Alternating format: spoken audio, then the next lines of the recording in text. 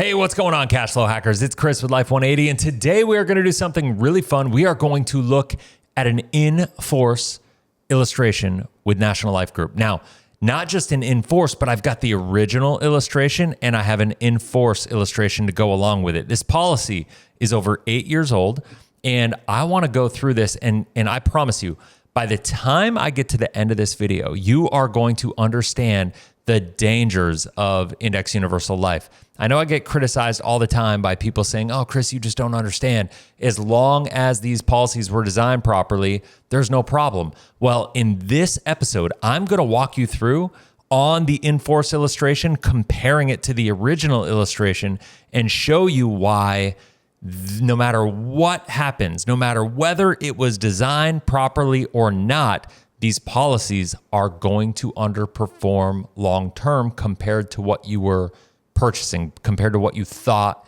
you bought in the first place with the product. So what I'm going to do is I'm going to hop over to my Vibe board and we are going to get into this. All right. So you can see here, I'm going to go through, I've got, you can see I've got 52 pages down here. If you look at that, got 52 pages on this illustration. I'm not going to go through all 52 pages because A, if I did, this would be a 2-hour video.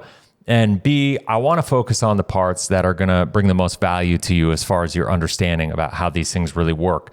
If you have an IUL and you want an overview, you can go to rescuemyiul.com. I'm going to just write it down, rescuemyiul.com. So go to rescuemyiul.com and we can make sure that you can get a free evaluation, policy evaluation for what you have going on, okay? And in that, in this video, I should say, what we're gonna do is I'm gonna walk you through how you can actually understand how to evaluate your own policy, what you can do. You can reach out to your insurance company and you can request an Inforce illustration. I would really say that you go back and you find your original illustration. Remember, on this this breakdown that we're going to go through, just for your context, what we have is we have the original illustration and we have an Inforce illustration. The original illustration is black and white. The Inforce illustration is in full color. And so what we're going to do is you're going to see I'm going to bounce kind of back and forth. I've got them organized off to the side here on how they kind of flow and showing you. So let's just go. Let's get into this here. This will be fun. So you can see there's some disclosures here. I'm not gonna spend a lot of time on this. You know, you could pause this and read this, but this is the original illustration disclosures that came with the index strategy disclosures for the index. All right, so now this is where it gets fun. Okay, so when we look at this, one of the things that I really want to lean on is the fact that when we look at these strategies, there's some disclosures here. It says with this product adjusted so that it has no less than 0%, so it's a 0% floor, and no greater than the segment's index earnings cap. So whatever the cap rate is, right? So then when we, I'm not going to read all this, but we're going to go down here, and because this is the pertinent point right here, the benchmark index account is defined as using the S&P 500 index using an annual point-to-point crediting method with a 12.5% cap rate, 100% par rate, participation rate, and a 0% floor, right? That's what it is. Now, when we do this, they do what's called a look-back rate. This is one of the ways that they create the illustrated rate on figuring out what's the minimum, average, and maximum assumptions that you are allowed to illustrate these policies at. And so now, what did it say? It said the minimum rate that you could do this, because it's so conservative, the minimum you could do from a look-back rate perspective based on the performance of the index was 5.87. I want you to remember that number because it's a big deal. They're saying based on the 25-year look back and the market history and everything, the minimum, and we're never going to illustrate the minimum because it's never going to get that bad. That's what they always say from a look back rate perspective. The average is 7.14 and the maximum is 8.26. So the sales tactic back then and still today, but back then especially, was basically saying, well, the maximum's 8.26, the minimum's 8.7, or 5.87, I mean. So let's just split the difference and do something conservative at a 7.14%, right? And that's what they do. And that's how it works. So now when we go, now this is the Inforce illustration, okay? You see it's in color. You see the words up here, Flex Life 2, all in color, right? So this is the Inforce, and you can see the date down here kind of showing it right there, right? The Inforce rate shows the minimum now is 5.17 compared to the 5.87. So, oh wow, all of a sudden that minimum didn't get so good. The average now is right about where the minimum used to be, just a rounding error up from that. And the maximum has dropped drastically. The maximum they can even illustrate this now is lower than the average from 8.5 years ago when they first purchased this thing. Now, that may not seem like a big deal. And I know a lot of these agents are out there saying, well, Chris, the reason these policies are struggling and they fail is because of poor design. Well, poor design will make a policy lapse faster, but the things that I'm showing you are absolute across the board. It's the principle of the moving fees and the metrics and the costs. It doesn't matter how you design them. These are the things that the insurance company controls and will hurt your policy even if it's designed 100% efficiently, quote unquote, according to Doug Andrew. So now this is another big one, big part of the entire process that I want you to understand. This is mind blowing when you really break it down. If you go the S&P 500 point to point growth rate, look at this. Back when they bought this policy in 2016, it was a 5.7% 20-year look-back period, okay? So with that 5.7% 20-year look-back period, they were able to take this strategy 3 index, do 6.8%. The normal cap rate, because this is an uncapped strategy with a 60% participation rate. I'm going to touch on that in a second. But the normal rate with the 12.5% cap and 100% participation rate with a 0% floor was illustrating the maximum illustrated rate looked like 6%. Okay. So now we're going to go and we're going to look at today's. Okay. So what's happening is they can illustrate, even though the 20-year look back period has gone from, what was it? I forgot the number here. 5.7 was it? Yeah. 5.7%. The 20-year look back average has gone up to 8.2%, yet the maximum illustrated rate is 5.95%. And the maximum illustrated rate, listen to this, on this 6.8%, the maximum illustrated rate was actually 6.85% on the strategy they were utilizing, right? So look at this. Why was this sold? It's because this is one of the higher illustrated rates that you could do. And the assumption is, well, hey, this strategy here must be better because they can illustrate it higher. I'm going to address that in 1 second.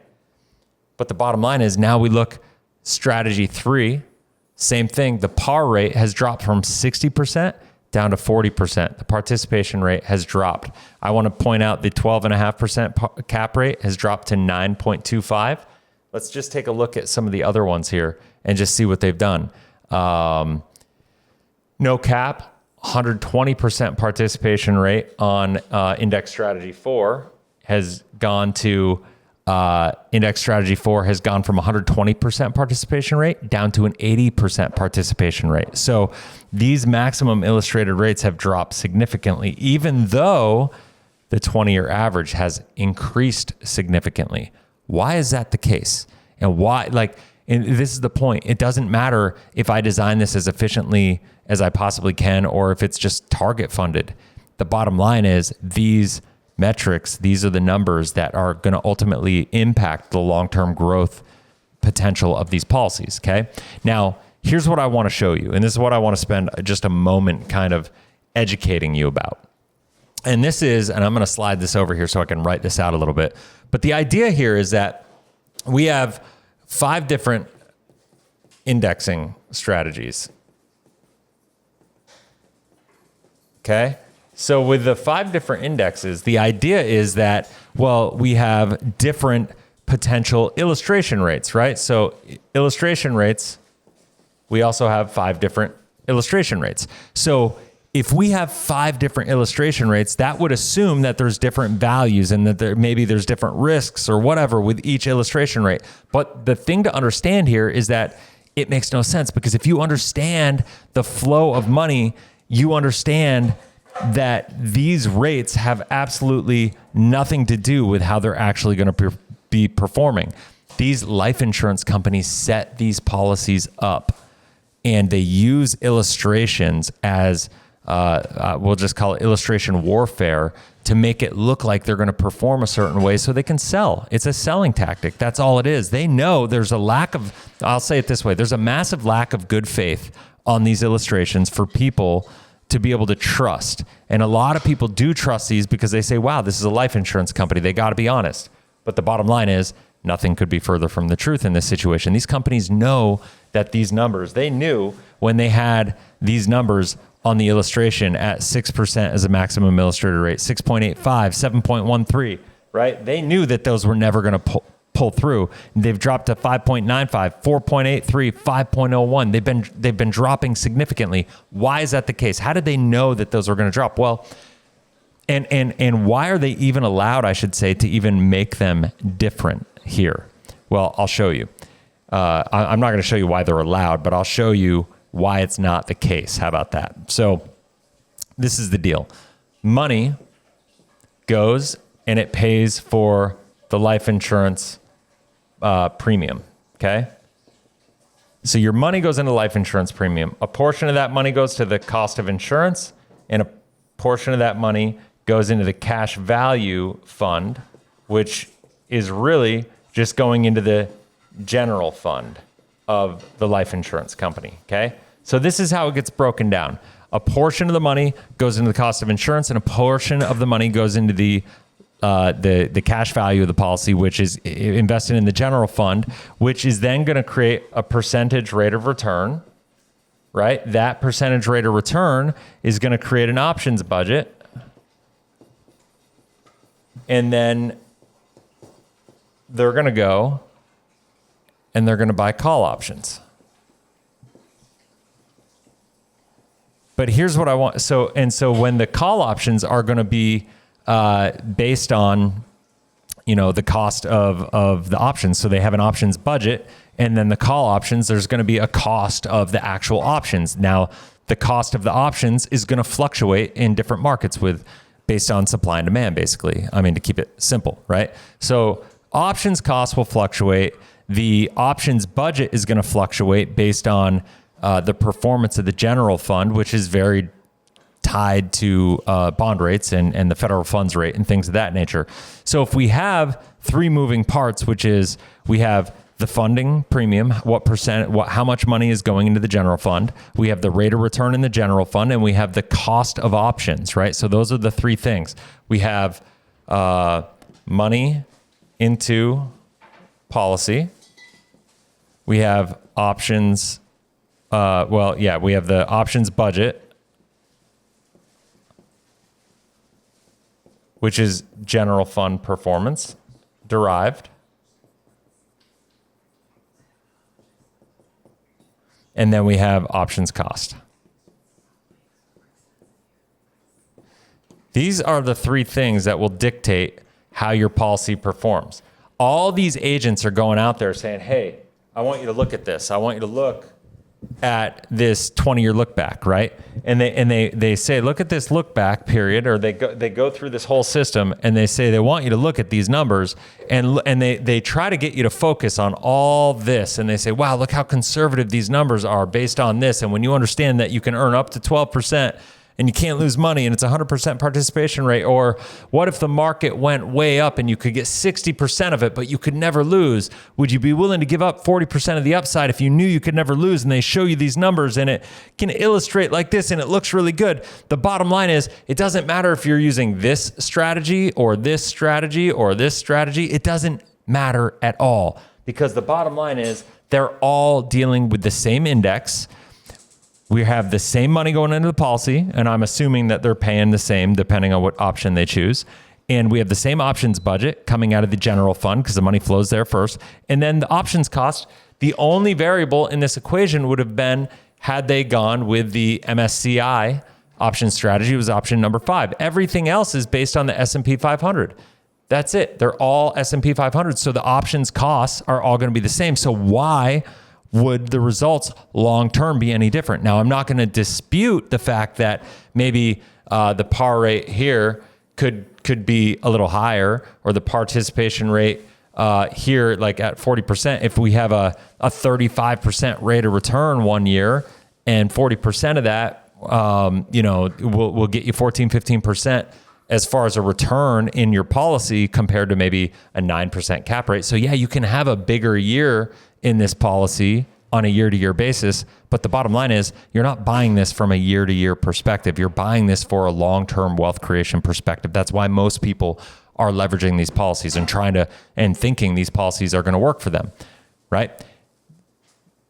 But what I'm showing you here is that these blow up because, this situation, this participation rate went down 33%. This participation rate went down 33%. This cap rate went down about 33%. So you can see why these numbers went down about 33%, even though the whole performance in the market performance, remember, we just came through the greatest bull run the last 10 years. When they bought this policy in 2016, it's been like one of the greatest 9-year periods in the history of the S&P 500. The 20-year average was bumped up from 5.7 to 8.2, yet these policies are getting worse and worse and worse. And the reason is for what I'm showing you here. And these numbers are what dictate these numbers. And these numbers, the participation rates, the cap rates, the spread charges, which we don't even get into in this policy, but other companies have spread charges that are involved in it. The spread charges, the par rates, the cap rates, these are what determine your policy performance long term. People like Doug Andrew, people like Curtis Ray, they want to tell you that these things are going to work on a short-term basis, and they show you 3, 4, 5, 6, 7-year windows where they work. And I'm not going to lie, sometimes they look attractive in that short window, but from a long-term perspective, when you want to look at getting predictable results, and when you think about the reason that you're buying a life insurance policy to be a foundational asset that you can depend on, you realize that you were buying fool's gold when it comes to index universal life. Now, I'm going to take this to the next level. So, you could see this. This is the original. This is just kind of a summary of what I was talking about. You could see the guaranteed participation rate was 25%. They bought it at 60%. And now the guaranteed is still there at 25%, but it's dropped all the way to 40%. So it's almost dropped all the way down to what the guaranteed participation rate will be. The maximum they can illustrate this at this point in time moving forward is 4.83. That is lower than the minimum illustration that they were allowed to illustrate initially. Think about that. So when you look at the numbers here, and I'm going to show you the numbers comparatively, what they thought they bought compared to what they actually have now, it will make your head spin, okay? And so once again, this just shows, for the sake of transparency, I wanted to put this on here, showing that they are, in fact, 100% in this policy, in that option 3 strategy, 100% of it, 6.85% assumption, okay? That is what they ran it at. Now, this is the original illustration. They started with $75,000 year 1, and we're funding it $50,000 a year. Now we're in year 8 right here. So I'm going to highlight year 8. It was $417,000. Now, so they got $417 at year 8. They got $569 at year 10. I'm going to go down here, and I'm just writing these numbers down for myself here. They got 1.794 at year 20. Okay. I want to show that now. And also they put in at year 20, $1,025,000. Okay. So now I'm going to go down, and you can see at age, let's just call it age 80, they got 9.9 million, right? At age 80, 9.9. On the alternative assumption rates here, the policy lapses at age 102. Okay, not horrible. I think most people look at that and they go, okay, if it lasts till 102, I'll have the death benefit, whatever. But when we look at this, if you take a look at this, the difference, the spread between, the current illustration rate, which the spread between these is not that crazy. You're looking at the difference between a lapse and having $40 million, right? So people buy into this kind of concept over here, but this goes to show you that only a couple percentage points, this is a 3.25. It's granted, it's about half, but the bottom line is this goes to Lapse and this has $40 million. It's a big, big difference. Now, I'm going to show you the current illustration, okay, where they're actually sitting right now.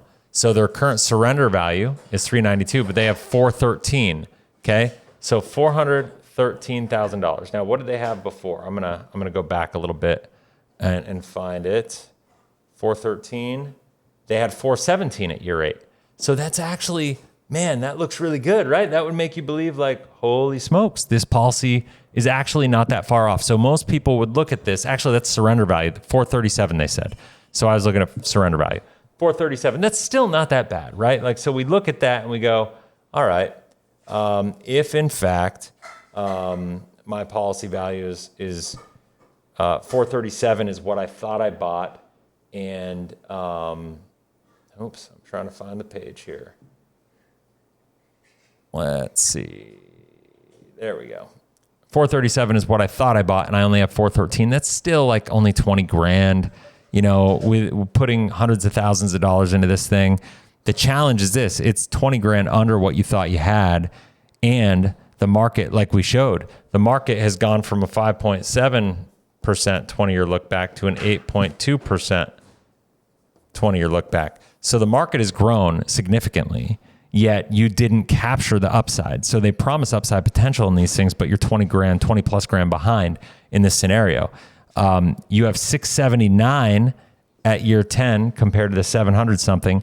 At year 20, you have 1,671,000 instead of 1.9 million. So you're 15% behind at that point in time, right? I think that was it. I'm going to go back and check that number again. No, you had 1.794. So you're not quite that bad. 1.794 million all the way down to 1.671 million. So you're $120,000 behind now where you thought you would be. But the problem here is because of the cap rates and the par rates being reduced, the policy long term is going to get worse and worse and worse. It's going to cannibalize itself. Now, you can see here the assumption.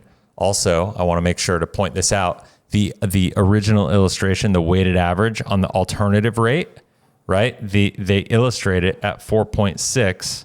Okay. That's what they're doing.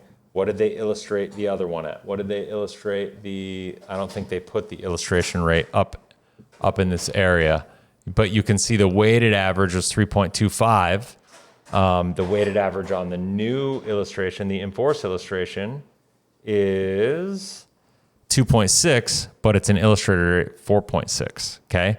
So this is showing a 4.6. Oh, no, that's a loan rate. My bad. I just saw that. It's a loan rate. So this is the loan rate. So you can get a cheap loan rate on this. That's actually a pretty good loan rate. But all loan rates, all things come at a cost, because if they're not charging a higher loan rate there, which you always have to compare loan rates to the Moody's bond index, because they're always going to have to earn in loan interest what they could earn by putting money in the general fund somewhere else. Because when you take a loan against your policy, that's an asset on the books of the insurance company. So when you have a loan rate that is less than the bond rates out there, that means the insurance company has to make up for that in some way, shape, or form. Okay. So you need to understand that anytime you see a loan rate that's this low, it's always a give and a take. Okay. So that's just kind of a side note that I'd throw out there. So when we look at this though, we're at year 20. At year 20 in this, we only had 1.6 million. I want to go out a little bit further. Okay. I want to go out and I want to take a look back, and I want to go to age 80, 9.9 million. Okay. So now let's take a look at age 80 and look and see what we have here. Age 80. Is that serious? Am I seeing what I think I'm seeing? Age 80, $825,000 4.5 million. Now, this one, in all fairness, is showing income, but it's showing $1,700,000 of income and accumulated value of $4,553,000. So let's just do this. So we had 9.9. I'm going to just go 9 million. I'm going to keep round numbers. 9,900,000. Okay. But it is what the original. I just want to, this is crazy. They took 1,700,000 of income. Once again, just keeping numbers round. And they have 4,500,000, I'm just going to say it, of cash value. Now, their surrender value is only 825,000. So that actually doesn't even matter. Like their cash value doesn't matter because they don't have access to it. That's just what's accumulating. The amount of money that they actually have in the policy is 825,000. Okay. So they have 2 million as far as actual cash on hand. They have $2,525,000 because I don't know, they maybe spent the 1.7 million that they took in income, which is likely the case, but they at least used the $1.7 million, right? Now they have, after spending that money, they have literally only $825,000 left, but that means their effective value of this policy at age 80 is $2,525,000. When we look back at it, it's pretty crazy to think that in the original illustration at age 80, they had been funding it at, $50,000 a year, which is what it shows. They had $9,009,000. They funded it. Let's see here. At this point in time, they had funded it at just over $2 million. They had $9 million. And when we go down and look back at this, they had funded it at $950,000 because they stopped short. So they had about half the funding. So let's call it $1 million less, just for the sake of it. And that 9.9 million with $1 million less funding,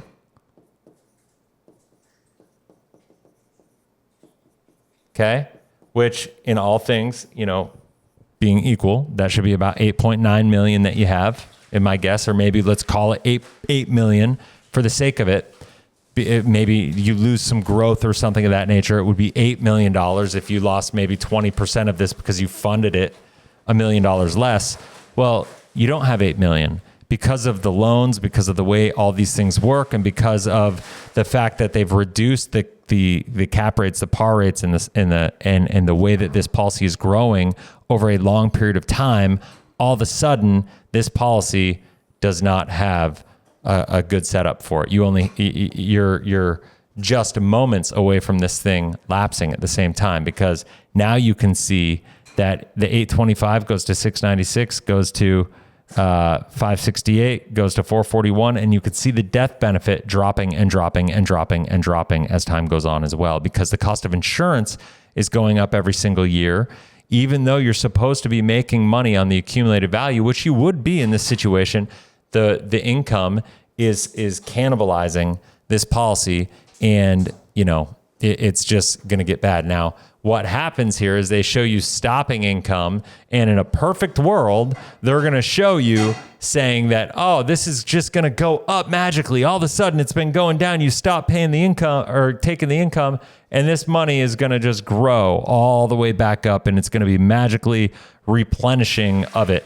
But here's the thing.